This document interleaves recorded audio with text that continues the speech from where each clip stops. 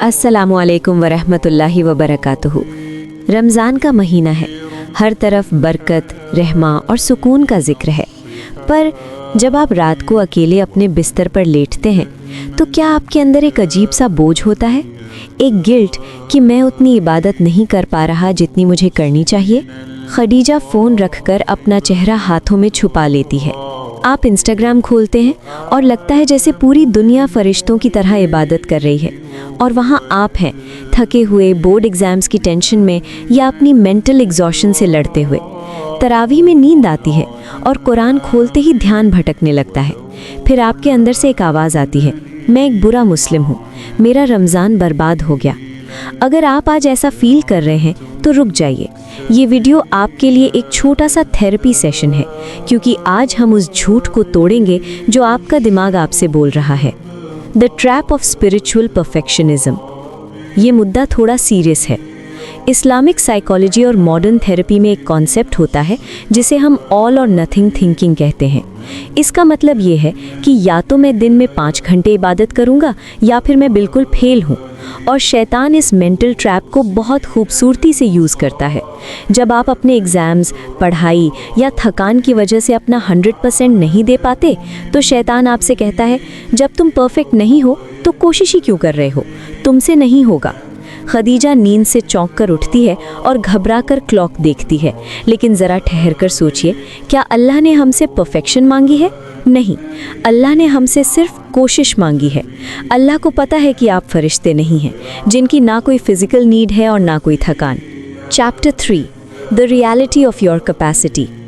कुरान की सबसे खूबसूरत आयतों में से एक है, ला युकल्लिफुल्लाहु नफ्सन इल्ला वुसअहा, यानी अल्लाह किसी जान पर उसकी ताकत से ज़्यादा बोझ नहीं डालता। अगर आपके बोर्ड एग्ज़ाम्स चल रहे हैं और आप रोज़ा रखकर थकान के बावजूद अपनी पढ़ाई कर रहे हैं ताकि आप अपने आने वाले कल को बेहतर बना सकें, तो ध्यान से सुनिए, आपकी ये पढ़ाई भी इबादत है। खदीजा के चेहरे पर एक सॉफ्ट रियलाइजिंग स्माइल आती है।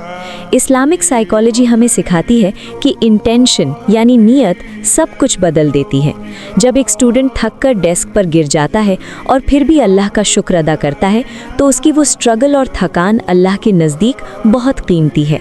Chapter 4, reframing the guilt, the mindset shift. अब सवाल ये है कि इस रमज़ान गिल्ट से बाहर कैसे आएं? अपना नज़रिया बदलिए। पहला, सोशल मीडिया से कंपैरिजन छोड़ दीजिए। लोग सिर्फ अपनी हाईलाइट रील दिखाते हैं, आपका और अल्लाह का कनेक्शन बिल्कुल पर्सनल है। दूसरा, क्वालिटी पर फोकस करें, क्वांटिटी पर नहीं।